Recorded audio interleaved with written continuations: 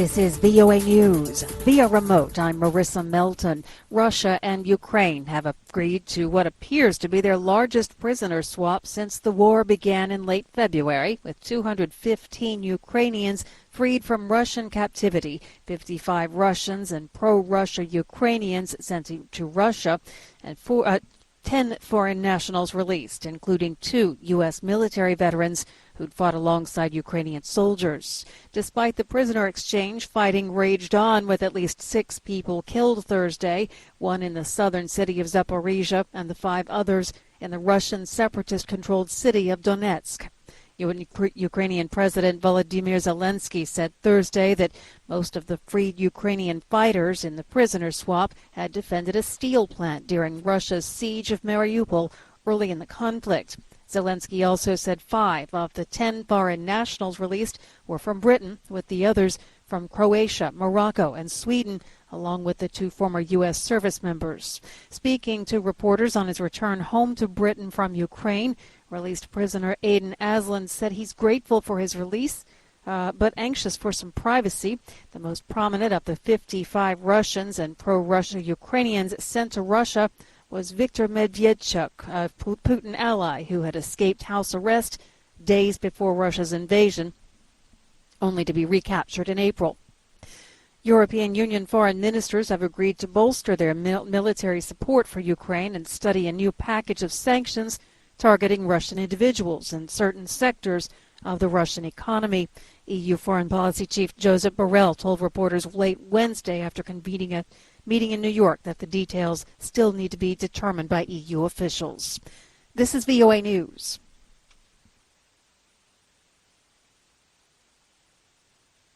Two private banks in Turkey suspended their use of the Russian payment system Mir earlier this week, following warning signals from the United States. The system, a rival to the Belgium-based SWIFT network, is not directly targeted by sanctions, but U.S. officials say there is a worry that Russia is expanding its use of Mir to try to evade sanctions. Experts say banks that allow the expanded use of Mir could trigger secondary sanctions. Reuters news agency reports the issue is expected to be discussed Friday at a meeting of top officials, including Turkish President Recep Tayyip Erdogan. The U.S. Justice Department investigation into whether former President Donald Trump illegally kept classified government documents at his Florida residence is back on track. In a victory for the Justice Department, a federal appeals court in Atlanta ruled on Wednesday that investigators could resume examining roughly 100 classified documents seized during an FBI search of Trump's Mar-a-Lago property on August 8th. The investigation ground to a halt earlier this month after a federal judge ordered the appointment of a special master to review the seized records. That order barred the Justice Department from using the documents and required it to turn them over to the independent reviewer. The Justice Department appealed the judge's order. The appellate court's ruling means that both the criminal investigation and a separate intelligence assessment of the risk of storing the documents at Mar-a-Lago can now proceed again. During its search of the Trump Florida residence, the FBI removed about 11,000 documents and 1,800 other items. About 100 of the documents were found to be classified. A man who stormed the Capitol last year and testified before the committee investigating the riot is avoiding jail time. AP's Ed Donahue has that story. Stephen Ayers was sentenced to 2 years probation. After his televised testimony at the hearing in July, Ayers approached and apologized to a group of police officers who were at the Capitol that day in January. Basically, the president, got everybody riled up, told everybody to head on down. So we basically were just following what he said. Ayers says he lost friends, family, and a job after January 6th. It makes me mad because I was hanging on every word he was saying. Before he was sentenced, Ayers apologized again, this time to the court and to the American people. Ed Donahue, Washington. Once again, our top story, Russia and Ukraine have agreed to what has appeared to be the largest prisoner swap since the war began in late February. You can find more at our website, voanews.com. Via remote, I'm Marissa Melton. This is The World. I'm Ashley Thompson. And I'm Dan No. This is VOA News. Via remote, I'm Marissa Melton. The Dow Jones hits its 2022 low as financial markets are selling off on recession fears. AP correspondent Mike Gracia has the story.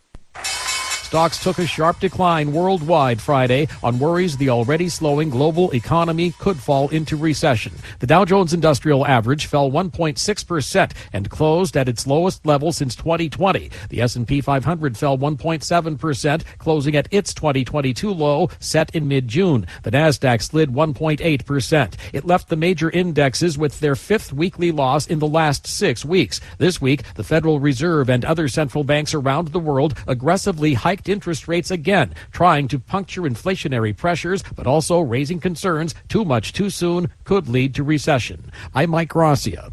Thousands of Russians are trying to flee the country to escape the partial mobilization of civilians into the military. Russian President Vladimir Putin announced the move on Wednesday in a televised address after Russian armed forces suffered significant losses in recent weeks of their invasion of Ukraine. Some European officials say they will keep their borders closed, saying the fleeing Russians pose a security threat.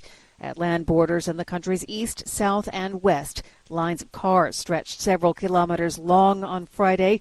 Footage obtained by Radio Free Europe showed long lines of cars and trucks at a crossing in Georgia. One witness said the crossing took 12 hours.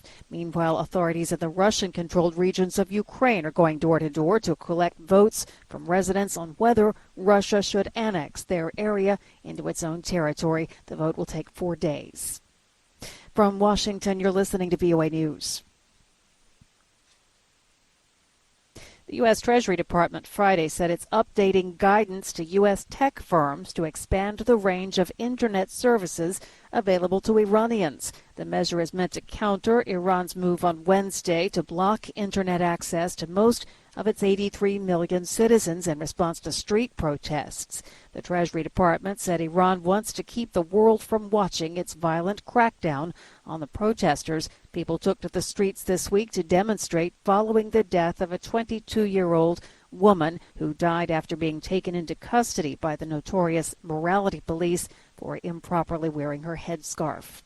The representative for the United Nations Secretary General Antonio Guterres said Friday that the UN chief met with Iranian President Ibrahim Raisi in New York this week and raised concerns about human rights in Iran in light of the ongoing crackdown on protesters. The spokesman said the Secretary General is very concerned about reports of peaceful protests being met with excessive use of force, leading to dozens of deaths and injuries. He called on the security forces to refrain from using unnecessary or disproportionate force and appealed to all to exercise restraint to avoid further escalation. In the United States, a revised autopsy report shows that a 2019 deadly encounter between police and a black man was the result of the use of restraint and the sedative. AP correspondent Norman Hall has more. According to a newly released amended autopsy report, a black man died after a police encounter in a Denver suburb in 2019 because he was injected with a powerful sedative after being forcibly restrained. Despite the finding, the death of 23-year-old Elijah McClain was still listed as undetermined, not a homicide. McClain, who was unarmed, was put in a neck hold and injected with ketamine after being stopped by officers in Aurora who said he was being suspicious. The state grand jury last year indicted 3 officers and 2 paramedics on manslaughter and reckless homicide charges. The 5 accused have not yet entered pleas. I'm Norman Hall. Syria's health minister says at least 77 people died when a boat with migrants from Lebanon sank off of Syria's coast this week.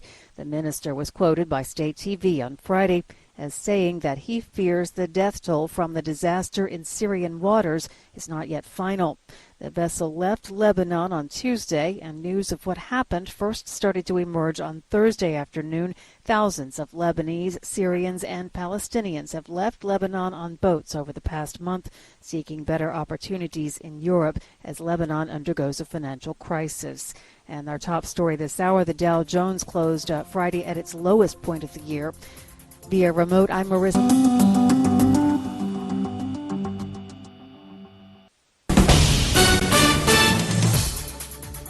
This is VOA News. Via remote, I'm Marissa Melton. Ukrainians in the provinces of Luhansk, Kherson, Zaporizhia, and Donetsk are voting on referendums asking if they want their areas to become part of Russia. Voting began on Friday. It continues through Tuesday. Ukrainian officials said people were banned from leaving some occupied areas until the vote was over. Armed groups were going to homes to force people to cast ballots, and employees were told they could be fired if they did not participate. Western nations and Ukrainian officials have labeled the voting a sham, saying it's illegal under international law because the vote is not being conducted by the Ukrainian government. The referendums were quickly organized after Ukraine earlier this month recaptured large swaths of the northeast in a counteroffensive. By incorporating the four areas, Moscow could portray attacks to retake them as an attack on Russia itself. Ukraine says it will never accept Russian control of any of its territory. The fight to end the pandemic of COVID-19 took place on the sidelines of the United Nations General Assembly this week. AP correspondent Julie Walker has more. Any mention of COVID by world leaders typically came at the tail end of a long list of grievances. But on the sidelines of the annual meeting, the pandemic was still very much part of the conversation. UN Secretary General Antonio Guterres gathered world leaders to discuss equitable access to COVID vaccines, tests, and treatments. It's time to build political momentum to finish the job on COVID-19. World Health Organization Chief Tedros Adhanom Ghebreyesus noted the encouraging signs mask a deep disparity between wealthy and poor countries. Now, from Washington, you're listening to VOA News. Iran's powerful Revolutionary Guard Saturday attacked a Kurdish militant group's base located in the north of neighboring Iraq. According to state media, IRNA state media said the Guard's ground forces fired artillery from positions within Iran's West Azerbaijan province, attacking what it described as a terrorist group based across the border in Iraq. IRNA also said some members of a separatist group were arrested by intelligence forces without giving details. The semi-official Tasnim news agency, believed to be close to Iran's military, quoted the Guard's statement as saying the operation will continue in order to ensure border security. The report said the Army's attacks were in response to the support of the separatist group for the recent unrest in the country, as well as their attempt to import weapons into Iran.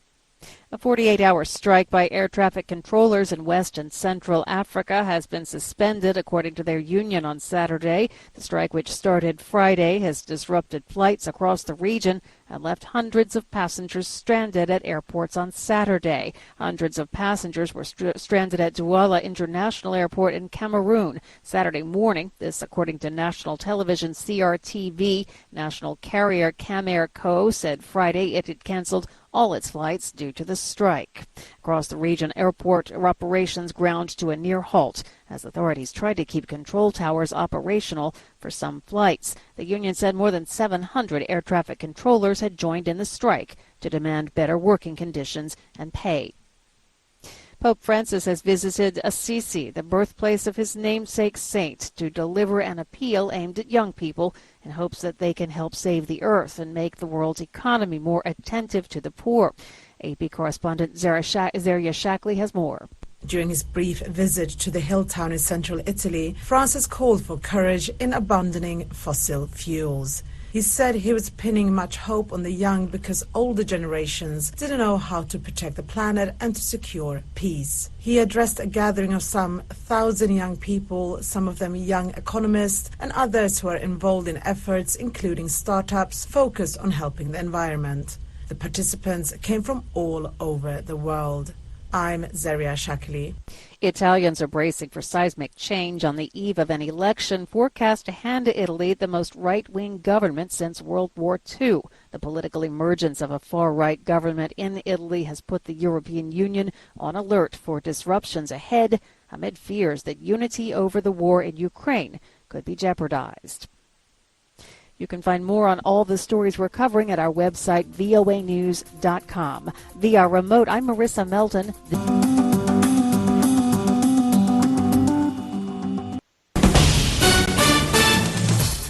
This is VOA News. Via remote, I'm Diane Roberts. Tens of thousands of Hasidic Jews gathered in the Ukrainian city of Uman for their annual pilgrimage, officials said Sunday, despite authorities asking them to skip the trip because of the war. Every year, Hasidic Jewish pilgrims from around the world go to Uman in central Ukraine. They visit the tomb of one of the main figures of Hasidic Judaism for the Jewish New Year celebration of Rosh Hashanah. Despite the warnings, crowds of Hasidim dressed in traditional black clothing gathered in Uman, celebrating in the streets. It's worth noting Uman is relatively far from the front line. Ukrainian and Russian military planners are feeling the pressure as the approach of winter makes fighting more complicated. AP correspondent Naomi Shannon reports. Rainy weather is already limiting the mobility of tanks and other heavy weaponry, setting back Ukraine's effort to take back more Russian-held territory before winter hits. But think tanks say Ukrainian forces are still gaining ground in their counteroffensive launched in late August, prompting Russian President Vladimir Putin's call for mobilization, the first such call-up since World War II. The move, sparking protests across Russian cities, has triggered an exodus of men seeking refuge in Europe to avoid going to war. While Lithuania and Latvia call the exodus a security risk, officials in other EU countries urge the EU to grant refugee status to Russians fleeing mobilization. I'm Naomi Shannon. Philippines President Ferdinand Marcos declared suspension of government work and classes for Monday as a Category 3 tropical storm barreled through the main island after making landfall northeast of the capital of Manila. Flights were canceled, ferries halted, and bus routes shut. This is VOA News. Iran's foreign ministry says it has summoned Britain's ambassador to protest what it described as a hostile atmosphere created by London-based Farsi-language media outlets. The move announced Sunday comes amid violent unrest in Iran, triggered by the death of a young woman in police custody. The state-run IRNA news agency reported the ministry also summoned Norway's ambassador to Iran and strongly protested recent remarks by the president of the Norwegian parliament. French police on Sunday used tear gas and employed anti-riot tactics to prevent hundreds of people protesting in Paris from marching on Tehran's embassy, AFP reporters and eyewitnesses said. A report by UNCAR, the UN refugee agency, says Ukrainian refugees in Europe are eager to work but need help to do so. Lisa Schlein reports for VOA from Geneva. The report is based on responses gathered in August and September from 4,800 Ukrainians across Europe. Most said they wanted to go home. Until that becomes possible, they said they wanted to work to support themselves and their families and to contribute to the societies hosting them. UNHCR spokesman Matt Saltmarsh said some 70% of the refugees surveyed have higher education qualifications, and two-thirds were working in Ukraine before they fled the country. These refugees are eager to re-enter the labour market, which would lessen their reliance on national welfare systems. Currently, less than one-third are employed or self-employed. Refugees are seeking to play a more active role in their host countries, but they need additional support. The latest UNHCR figures show more than 7.4 million Ukrainians have fled to countries across Europe. Most are women and children. Another 6.9 million are displaced inside Ukraine. Saltmarsh said many refugees indicated they would have a better chance of getting work if classes to learn local languages were available and their skills were recognized. They mentioned help with childcare services would enable them to work outside the home. Saltmarsh said other pressing needs include psychological support and specialized help for children and older people with disabilities. He added nearly a third of respondents reported at least one family member had a disability. Lisa Schlein for VOA News, Geneva. And recapping our top story, tens of thousands of Hasidic Jews gathered in the Ukrainian city of Uman for their annual pilgrimage, officials said Sunday, despite authorities asking them to skip the trip because of the war. Every year, Hasidic Jewish pilgrims from around the world go to Uman to visit the tomb of the main figure of Hasidic Judaism for Rosh Hashanah.